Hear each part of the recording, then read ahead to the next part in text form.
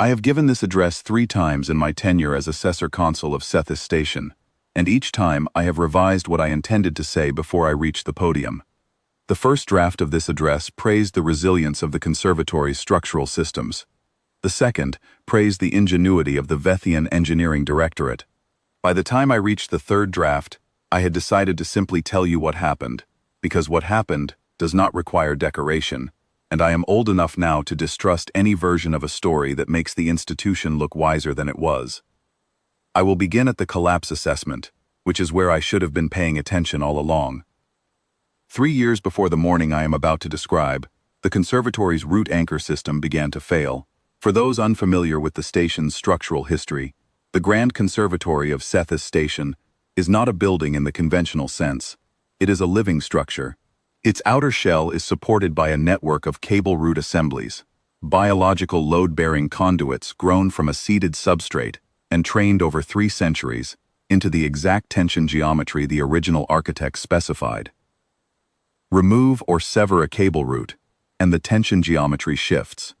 Shift enough of them, and the assembly begins to cascade. A cascade, if you are not familiar with the term in this context, is what engineers call the process by which a structure that has been failing slowly begins to fail quickly. We had been failing slowly for some time before anyone noticed. When we noticed, we commissioned an engineering team.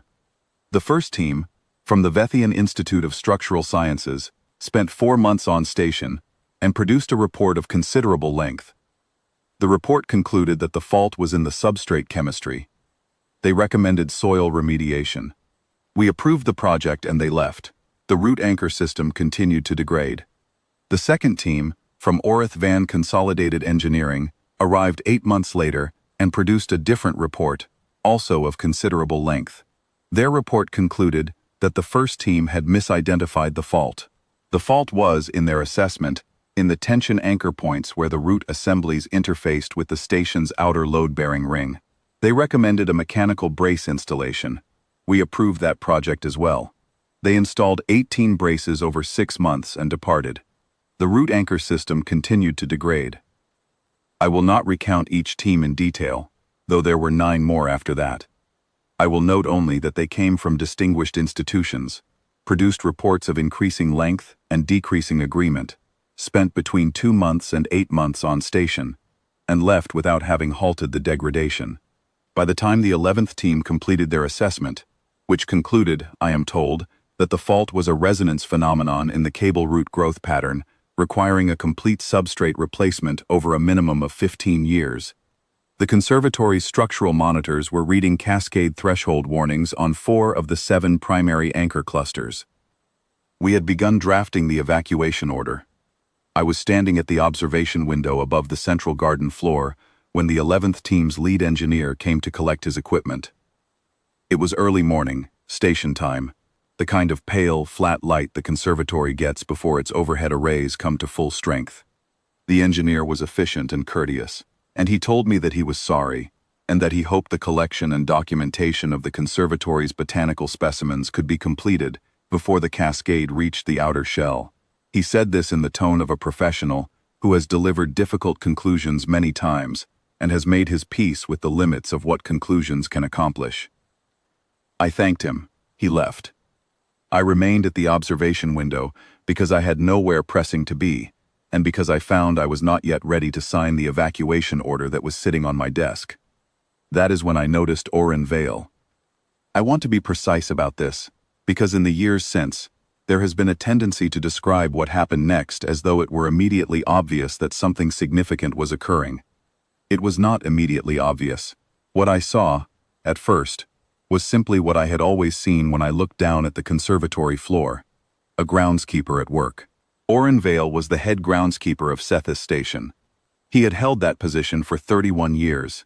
He was a human male, somewhere in his late 60s, a compact, unhurried man with white hair and the kind of hands that accumulate permanent soil staining across the knuckle lines, regardless of how thoroughly they are washed. He wore the station's grounds maintenance coverall, which is a shade of green that I believe was chosen to make its wearers less visually disruptive in the botanical spaces, and which succeeds in this goal to the point where one frequently forgets the staff are present at all. He was standing at the edge of the primary cable route cluster, with a notebook open in his hand. I had seen him with that notebook before, or one like it. I later learned he had filled 14 of them, and I had never thought to ask what was in it. It was a groundskeeper's notebook. I had assumed it contained irrigation schedules. He was not alone. His daughter Mira came around the far side of the cluster with a crate of tools. His elder son Devan arrived from the service corridor that runs beneath Anchor Cluster 3, pulling a flat cart loaded with what I now know were soil cable splice assemblies, components the father had fabricated in the groundskeeping workshop over a period of several years, working to a specification nobody had asked for. His younger son Kale came last, from the direction of the secondary route gallery, carrying 2 of the long-handled pruning blades the groundskeeping staff use for above-substrate cable maintenance. The 4 of them stood together for a moment at the edge of the cluster. Oren said something I could not hear from the observation window. He pointed at something in the notebook. His children looked at where he pointed. Then they dispersed, each moving to a different section of the anchor cluster, with the quiet, unhurried coordination of people who have worked the same space together for a very long time. I watched because I had nothing else to do, and because there was something about the way they moved that I found, I am not certain of the right word. Grounding, perhaps. After 3 years of engineering teams with their instruments, and their reports, and their cascading conclusions, the sight of 4 people simply going to work in the garden had a quality that I did not immediately know how to classify. I classified it, eventually, as competence, but that came later. What I observed over the next 4 hours, Oren Vale moved through the primary cable route cluster, route by route, consulting his notebook at intervals of perhaps 10 minutes. Where he stopped and crouched beside a route cable, Kale would follow with the long pruning blade and make a specific cut. Not a gross cut, not a remediation cut of the kind the engineering teams had occasionally attempted, but a fine, precise cut of a type I had not seen before, angled in a way that opened a specific point on the cable route's outer sheath, without severing the load-bearing core. After each cut, Mira would bring the splice assembly, one of her father's fabricated components, and seat it into the open sheath. Devan would close and pack the splice with a dense, dark compound from a series of small containers, also fabricated, which I later learned was a soil substrate blend Oren had developed from a formula he had refined across 11 years of trial entries in his notebooks. They worked without discussion, or nearly so. Occasionally, Oren would say something brief, and Kale, or Mira, or Devan would adjust their position, or exchange one tool for another. There was no urgency in any of it. There was also no wasted motion.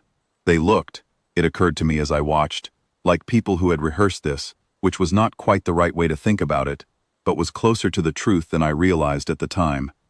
At the end of 4 hours, the structural monitors on Anchor Cluster 1 stopped reading cascade threshold warnings. I checked the board twice. I asked my operations officer to check it again. She confirmed it.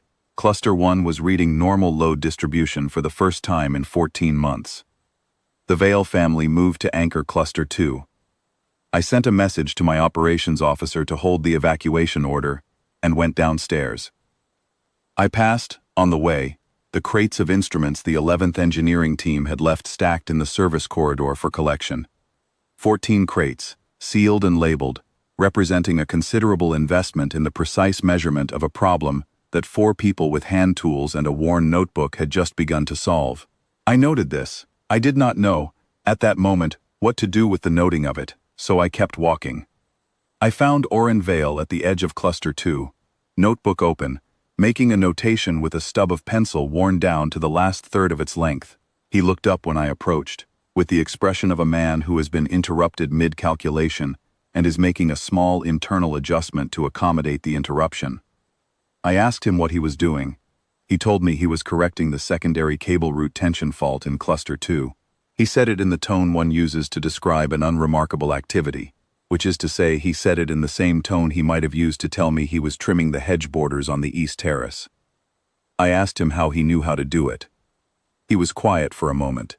Then he held up the notebook. He said he had been watching the fault develop since the year he arrived. He said the substrate chemistry issue was real but secondary.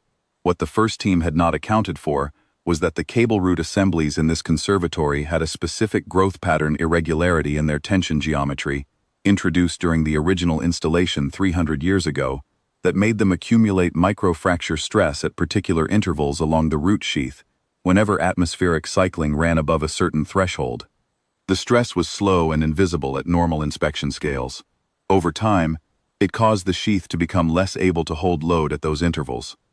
When the load-bearing core began to compensate, it introduced a tension asymmetry that the anchor points could not correct. The braces the second team had installed had, in fact, made this worse by introducing a competing load path that the roots were not grown to handle. His splice assemblies, the components he had fabricated over the years in the workshop, corrected the interval stress points directly, without disturbing the core. It was, he said, straightforward, once you understood where the pressure was actually going. He had, he said, written all of this down. I asked him when. He said the first full analysis was in Notebook 4. He thought that was about 8 years in. I looked at the notebook he was holding. On its cover, in small, careful handwriting, was the number 14. I asked him why he had not brought this to the engineering teams. He was quiet again. I want to be honest about what that silence felt like. It did not feel like recrimination, though I would have deserved it. It felt like a man deciding how to say something accurate without being unkind. He said, "The teams came with their instruments and their reports. Nobody had asked the groundskeeper. There is nothing I can add to that sentence that would improve it, so I will leave it where he left it." The family completed the anchor cluster work over 2 further days, clusters 2 through 7, in order of descending criticality, exactly as Oren's notebook had mapped them. The structural cascade readings dropped to normal baseline on the 4th day. The evacuation order was never signed. The conservatory has been operating without interruption since. When the formal commendation proceedings were opened, the station's administration offered the Vale family a compensation package proportionate to what the 11th engineering team had been paid for their assessment. Oren Vale listened to the offer with the same patient attention he gives everything, and then he declined the monetary component. He said his children had steady work, and he had everything he needed. He said the conservatory was in good shape now, and would stay that way if they were left to tend it properly. He asked only one thing, that the formal designation of Keeper of the Conservatory, a title that had gone unassigned since the station's 3rd generation of administration, 3 centuries ago, be recorded against his family name.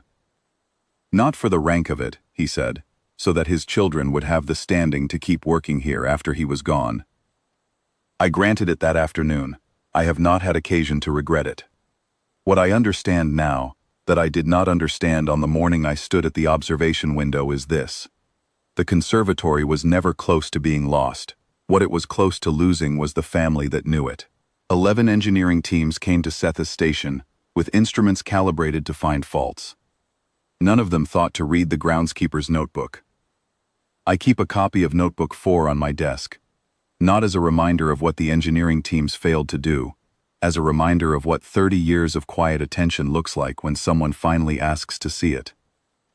It looks, as it happens, like 14 handwritten volumes and 4 people with garden tools, fixing what needed fixing on a Tuesday morning before the overhead arrays came to full strength. That is all I have to say. The rest of it is in the record.